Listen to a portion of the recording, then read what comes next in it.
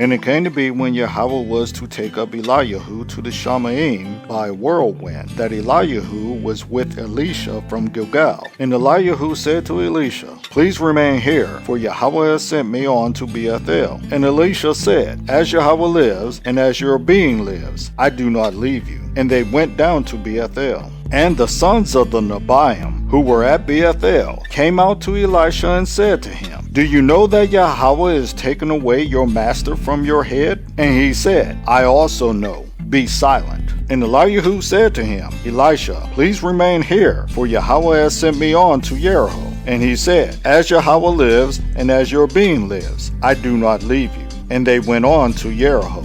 And the sons of the Nebaim, who were at Jericho, came to Elisha and said to him, Do you know that Yahweh is taking away your master from over you today? And he said, I also know.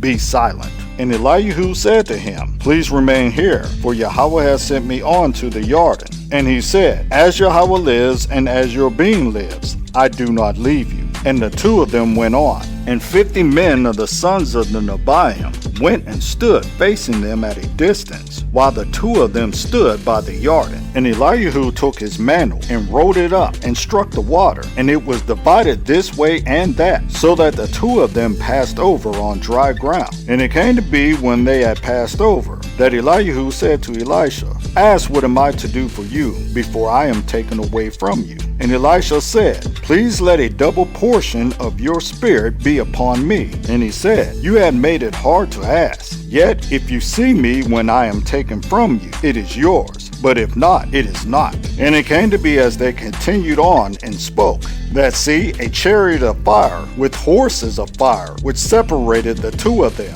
And Eliyahu went up by a whirlwind into the Shamaim. And Elisha saw it, and he cried out, my father, the chariots of Yisrael and its horsemen. And he saw him no more.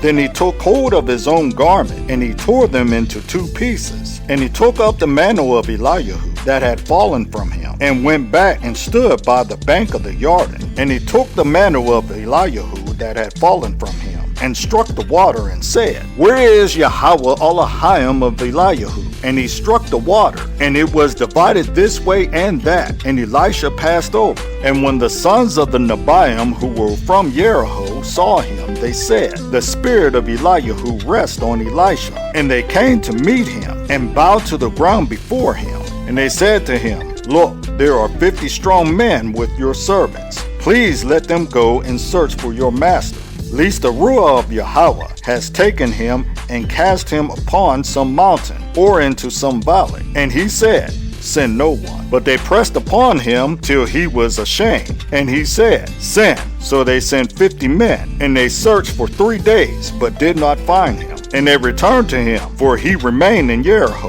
And he said to them, Did I not say to you, Do not go? And the men of the city said to Elisha, Look, the sight of the city is good, as my master sees, but the waters are full, and the land barren. And he said, Bring me a new bowl, and put salt in it. And they brought it to him. And he went out to the source of the water, and threw salt in there, and said, Thus said Yahweh, I have healed the water. No longer shall death or barrenness come from it. And the waters were healed to this day, according to the word of Elisha which he spoke. And he went up from there to Bethel. And as he was going up the way, some youths came from the city, and mocked him, and said to him, Go up, bald head, go up, bald head. And he turned around and looked at them, and pronounced a curse on them in the name of Yahweh. And 2 female bears came out of the forest, and tore to pieces 42 of the youths. From there he went to Mount Carmel, and from there he returned to Shomeron.